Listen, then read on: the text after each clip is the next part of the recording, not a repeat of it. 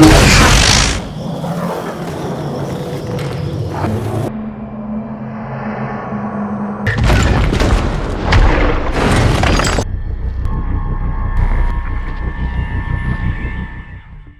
2012, the fall of dictator Gaddafi plunged Libya into chaos. Rival militant factions ravaged his once strong armories, fueling a brutal civil war that turned Benghazi into one of the most perilous places on earth. The city was a ticking time bomb, and by then it had earned a grim reputation as the world's most dangerous location.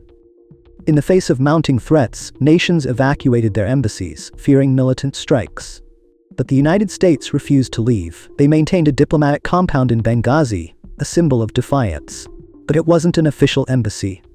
Less than a mile away stood a CIA outpost, codenamed the Annex, a fortified haven under the protection of 6 seasoned private military contractors from Global Response staff. Among them was Jack da Silva, John Krasinski, a new recruit to the team. He's greeted by Tyrone S. Roan Woods, James Dale, a trusted team member and close friend, as he steps into the war-torn city. At the Annex, Da Silva meets the rest of the team and their chief, David Costabile, whose strict orders are to avoid engaging the local population, fearing it could provoke the already hostile militants. The chief remains oddly optimistic, believing the Libyans still hold a sense of gratitude towards the Americans for aiding their revolution. But his dismissive attitude toward the armed, non-CIA detail guarding the compound, whom he views as an unnecessary risk, only adds to the growing tension in an increasingly unstable Benghazi. In the heart of a city engulfed by chaos, U.S. Ambassador to Libya, J. Christopher Stevens, Matt Letcher, steps into the storm. Despite the rising tide of violence, he chooses to stay behind, determined to maintain diplomatic ties in a country on the brink of collapse. With minimal protection, a pair of diplomatic security (DS) agents and a ragtag militia from the local February 17th Martyrs Brigade, known as 17 Feb, Stevens puts his trust in a fragile sense of security. But as dawn breaks on the anniversary of the September 11 attacks, a chilling unease settles over the compound. Stevens spots men suspiciously photographing the embassy, their intent unclear but undeniably threatening. He immediately alerts his security team, knowing that danger is no longer a distant possibility, but a looming reality.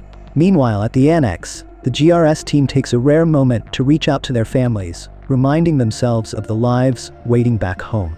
For Da Silva, the news is a bittersweet moment. His wife is pregnant, a revelation that fills him with both joy and a gnawing sense of vulnerability, knowing the stakes have just become even higher.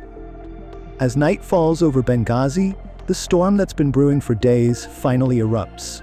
A violent assault by Islamist militants from Ansar al-Sharia targets the compound, and the local guards from the 17 Feb militia, lured by the meager pay of just $28 a day, quickly abandon their posts, leaving the compound defenseless.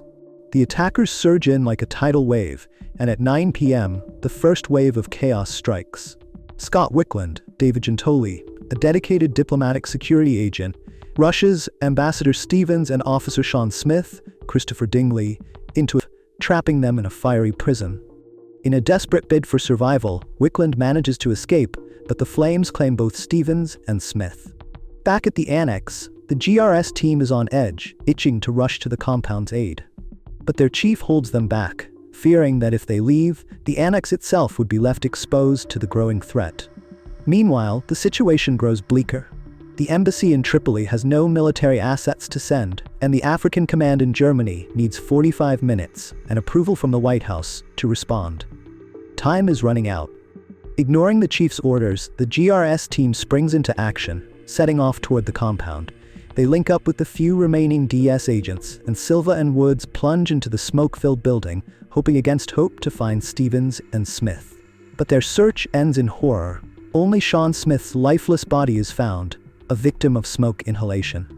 With heavy hearts, the team retreats, but the danger isn't over. The remaining survivors from the compound, led by Wickland, take the wrong route and find themselves chased back toward the Annex. It's a harrowing race against time as the clock strikes midnight, and they finally arrive at the Annex, exhausted, traumatized, and desperate to regroup. As the night grows darker and the sounds of distant gunfire echo through the air, the staff at the CIA Annex knows time is running out. The militants are closing in, and the walls of their fragile sanctuary are about to crumble. Desperation takes hold as they make frantic calls for help, but the response is far from reassuring. The only backup they can rely on is Glenn "Bub" Doherty, Toby Stevens, a seasoned global response staff officer stationed at the U.S. Embassy in Tripoli.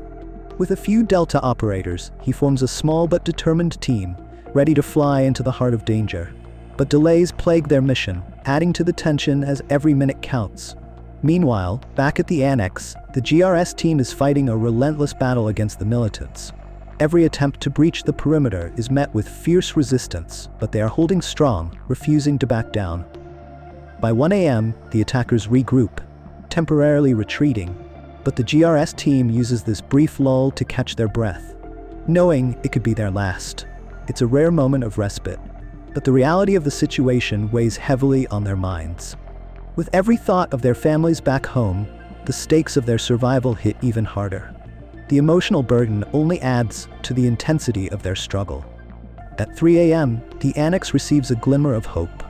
After repelling the largest wave of attackers, the GRS team learns that reinforcements are on the way.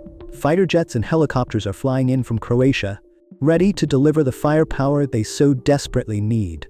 For the first time in hours, there's a flicker of light at the end of the tunnel. But the battle is far from over. The storm is still raging, and the night is far from over. The tension is suffocating as the GRS team, already compromised and with the annex left vulnerable, watches helplessly at 5:30 a.m. as a convoy of vehicles approaches. Every moment feels like it could be their last. The operators, bracing for the worst, prepare to make a final stand. But just when it seems like the end is near, a wave of relief crashes over them. This isn't the enemy, but a convoy from the Libya Shield Force militia, here to escort the reinforcements they've been desperately waiting for. However, the moment of hope is quickly overshadowed by devastating news. Ambassador Stevens has been found behind the compound, but tragically, he was pronounced dead at the hospital from smoke inhalation. The loss stings deep, but the fight is far from over. At 6 a.m., the militants strike with a mortar attack, their deadly barrage wounding one of the DS agents and taking the lives of two brave men, Tyrone Roan Woods and Glenn "Bub" Doherty. The sound of explosions and gunfire echoes through the air as the GRS team, their spirits shattered but unbroken, holds their ground. They manage to push the militia back, but the promised air support never arrives. Then, at 6:15 a.m., the real test begins. A massive convoy of 50 vehicles rumbles toward the annex, and as the team steels themselves for what they believe will be their final stand, they make a heart-stopping realization. This is the rescue team they've been desperately waiting for. Finally, after hours of chaos and uncertainty, the entire annex is evacuated by 8:30 a.m., but the GRS team stays behind to wait for their plane. At the airstrip, with the fallen heroes, Stevens, Smith, Woods, and Doherty by their side, the remaining team reflects on the harrowing events. They know they'll never receive the recognition they deserve for their courage, as they were off the books, but in their hearts, they know the truth. By 10:30 a.m., they're finally evacuated, and the screen fades to black. The closing titles reveal a bittersweet conclusion. All the surviving members of the Annex security team were honored with medals in a private ceremony. They've since retired from the GRS team, finding peace with their families, forever changed by the events they endured, but never forgotten by those who truly know the cost of their sacrifice.